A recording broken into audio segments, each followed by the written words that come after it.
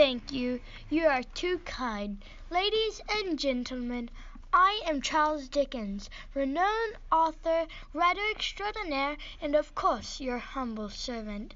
I shall begin today's reading of A Christmas Carol. Marley was dead to begin with, there can be no doubt of that.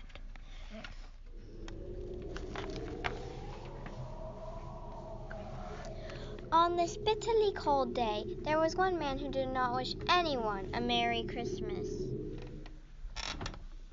Bah! Humbug! To the lot of you! Bah! Ebenezer Scrooge was sitting in his counting house. He loved to sit and figure and count how much money he had because Scrooge loved his money. Poor Bob Cratchit. He had only one piece of coal and the light of one candle to keep him warm. Mr. Scrooge.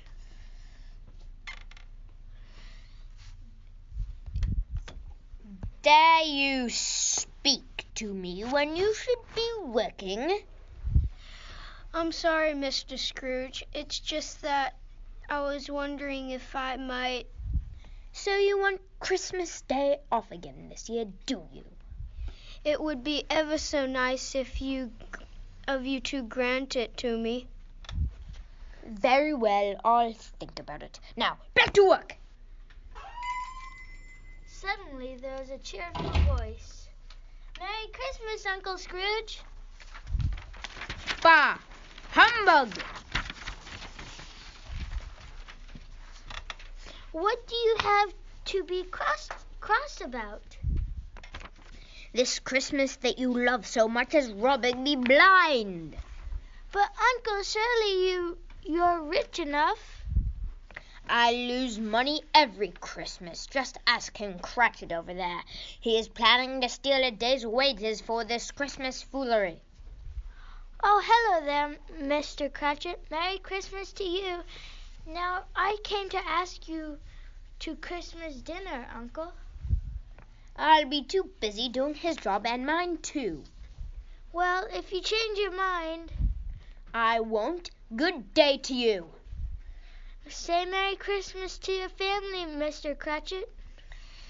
You're very kind, sir. If you please, sir, it's my quitting time, sir. And you leave at the minute? I'll come early the next morning after, sir. See that you do.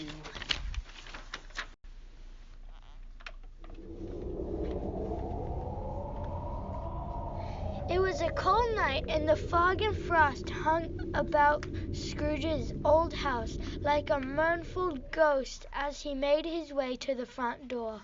Old Scrooge had once had a partner named Jacob Marley. But Marley had been dead for 7 years. Scrooge didn't miss Marley or even think about him, but for some reason this night, Scrooge looked at his door knocker and saw Marley's face. Marley? It's nothing. Bah! Humbug! Now there a portrait of Jacob Marley that hung in Scrooge's bedroom. Now there was a man who knew how to keep Christmas. What was it you used to say, Jacob? Christmas is a poor excuse for picking a man's pocket every year. How true, how true. Maybe the door knocker didn't frighten him. Humbug! Maybe the darkness didn't spook him. Bah! Maybe the shadows didn't scare him. Ha! But he double-locked the door just the same.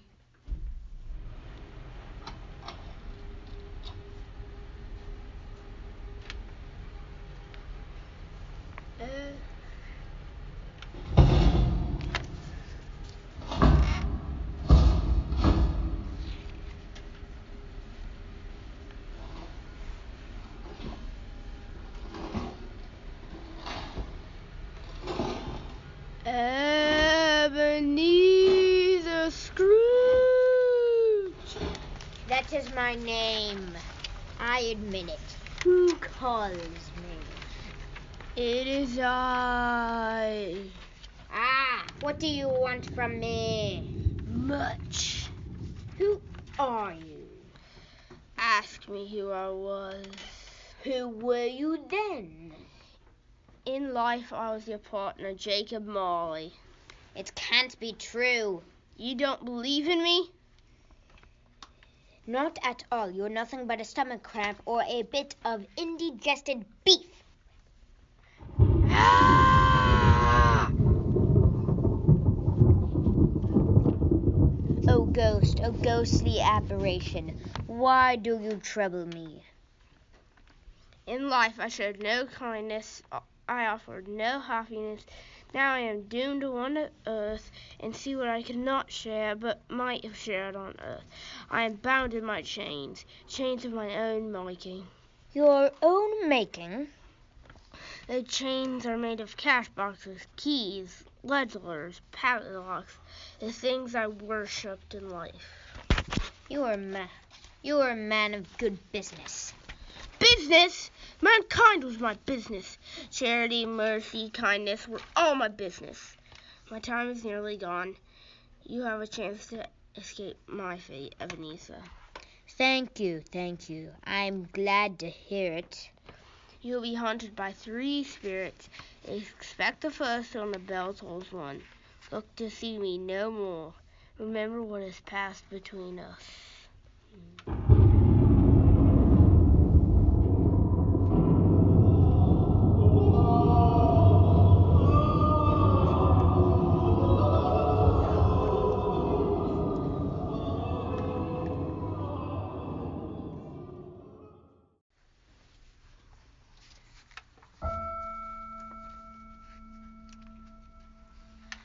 The clock in the old bell tower chimed 1.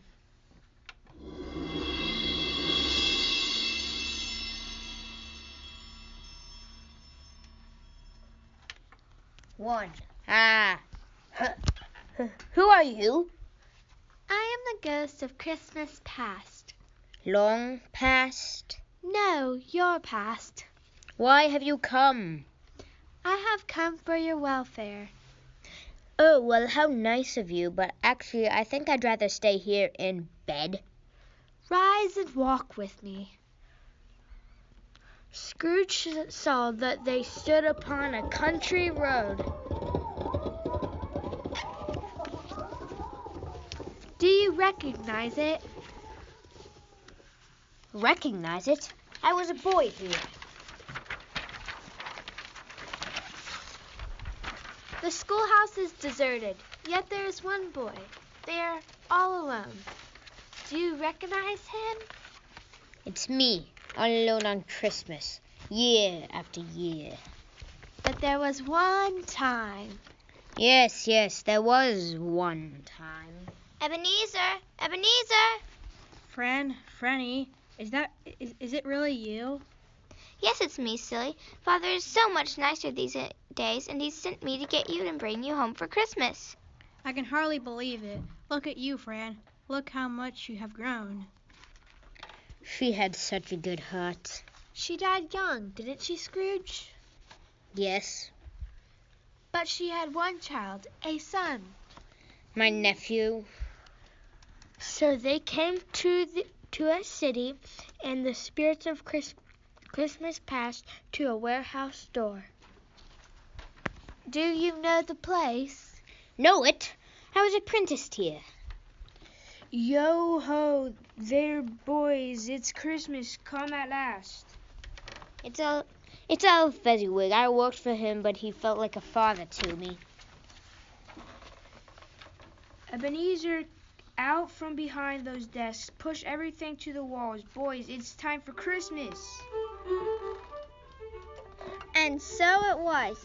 Everyone forgot their work and had the jolliest time you ever saw. Yo ho, boys, nothing like Christmas is there, nothing like it at all. All that food and merriment, it must have cost Master Fezziwig a pretty penny. So what? The happiness he gave us was priceless. Walk with me, Scrooge. There's still another Christmas to visit.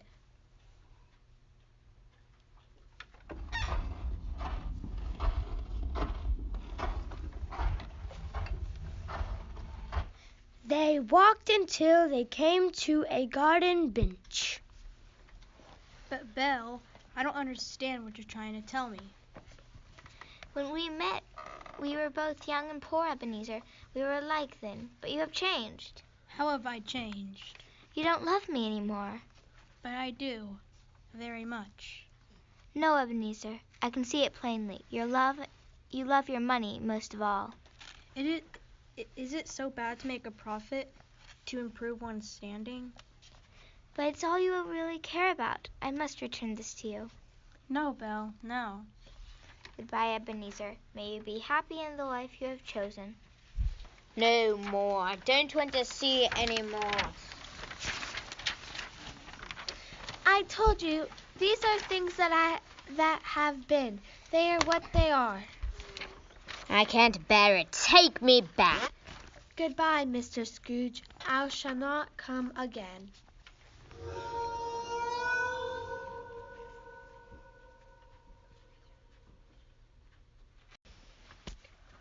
Once again, the clock in the old bell tower chimed 1.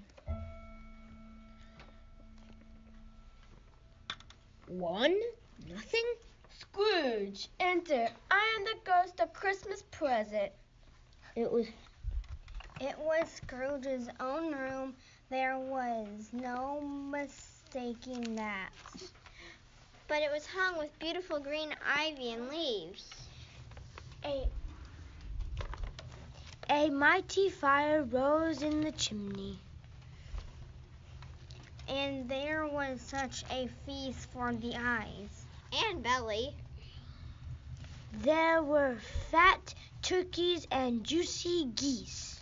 Roasted beef and prep sausages. Mince pies and apple pies and great iced cakes. Figgy puddings. Cherry-cheeked apples with luscious pears. Come in, and know me better, Scrooge. You've never seen anything like me before, have you? No. Touch my robe. Suddenly, everything vanished.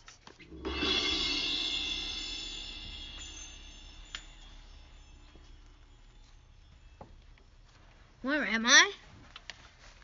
The spirit of Christmas present took Scrooge straight to the home of Bob Cratchit.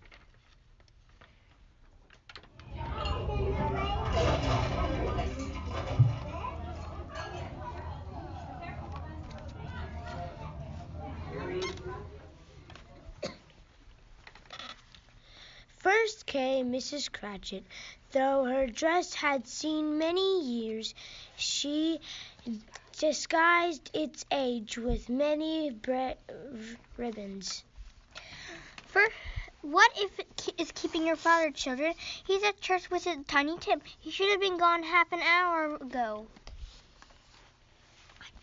There he is, Mother. Just in time. We have a mighty goose to eat. Alas for Tiny Tim. He used a little crutch. Bob! Father! Now come, both of you. Warm yourselves by the fire. And how did you golden boy behave? He told me coming home that he hoped everyone saw him in church because it might be pleasant for them to remember who made lame beggars walk and blind men see. When do we eat, Mother? And when can we start with the pudding? Tiny Tim, you know pudding comes after. Martha, Peter, set the table.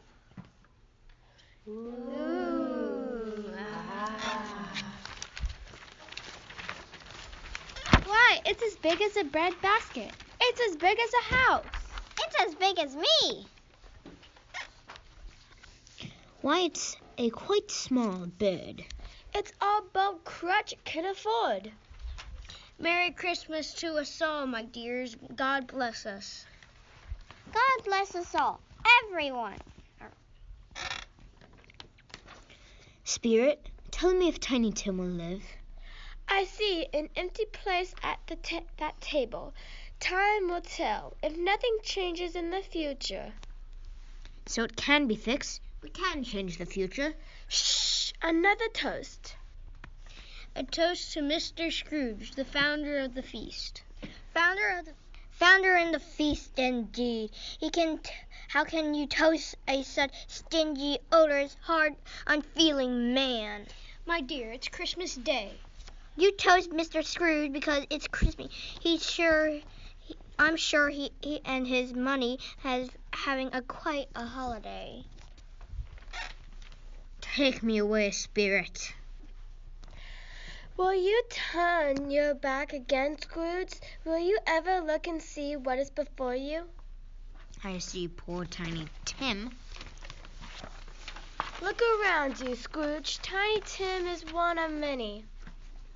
But are there no charities, no foundations? No prisons, no workhouses, no orphanages. Please, please.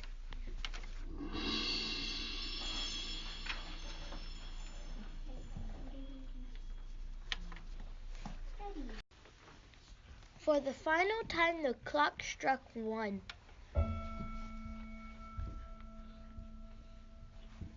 1?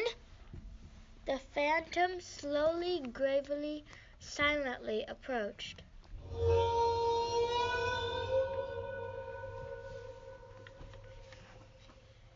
Ghost of the future, I fear you more than any I have seen.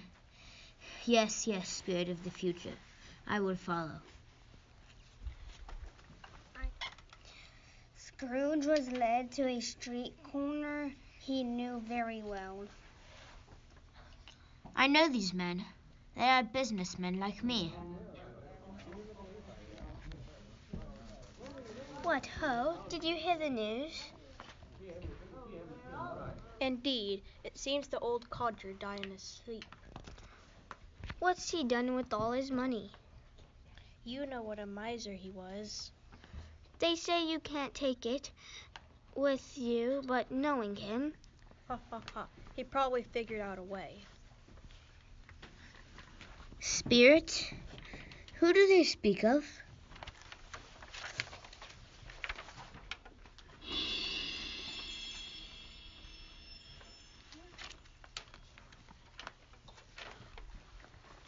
Well, all right then.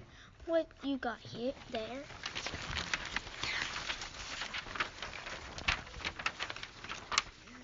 Open up the bundle, Joe, and let me know the value of it.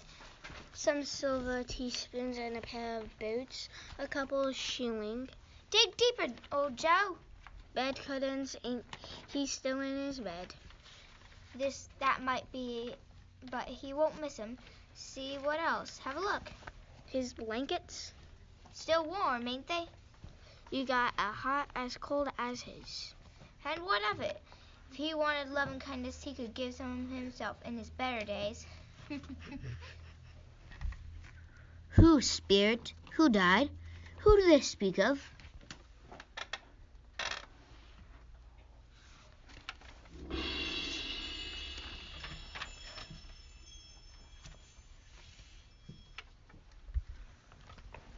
Oh, Bob!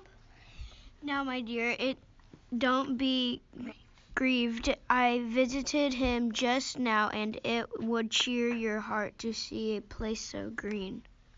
Oh, my little child! Why, it's Bob Cratchit and his wife. What are they going on about?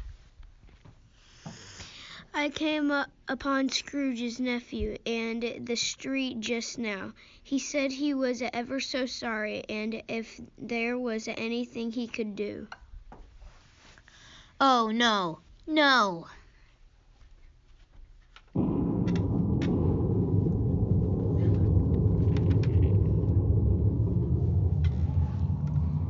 Scrooge and the spirit walked until they came upon a churchyard.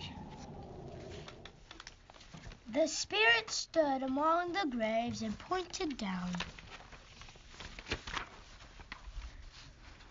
Before I look at the name on the stone, tell me, are these the shadows of things that will be or might be? Can I change them? Still the spirit pointed at the name chiseled there. It says, Ebenezer Scrooge.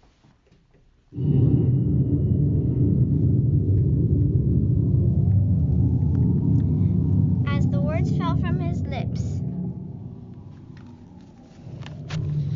The ghost of the future began to fade away. Oh no, don't go. Hear me. I am not the man I was. I will honor Christmas in my heart. I will live in the past, present, and the future. Oh, hear me, spirits. I will change.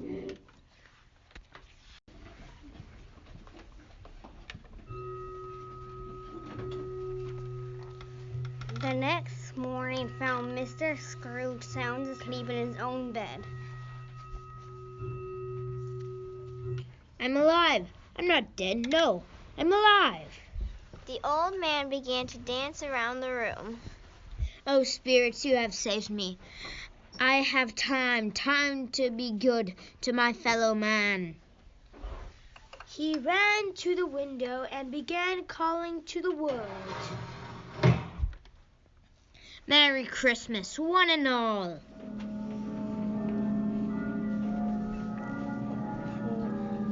One boy was walking all alone. Hello, you there, my boy. Can you tell me what day it is? Today, why, it's Christmas Day. It's Christmas Day and I haven't missed it. Hello, you boy. Me?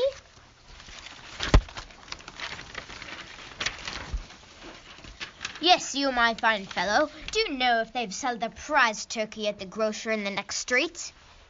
What, the big one as big as me? Intelligent boy. Remarkable boy. Yes, yes. It's hanging there now.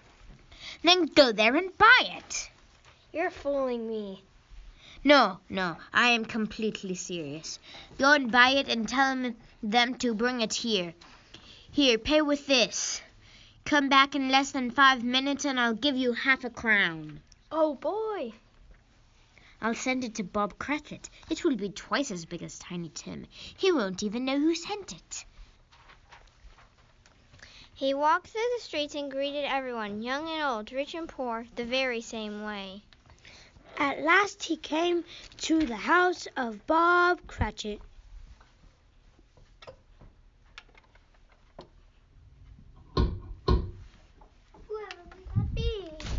I don't know, dear. Mr. Scrooge? I see you are here making a merry just because of Christmas Day. I came to tell you that I will not stand for this any longer, and therefore I am giving you a raise. Oh, thank you, sir. Mr. Scrooge? Mr. Scrooge, what a nice surprise. Yes, it's quite a surprise.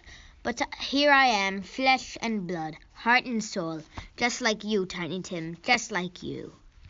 God bless us, everyone. God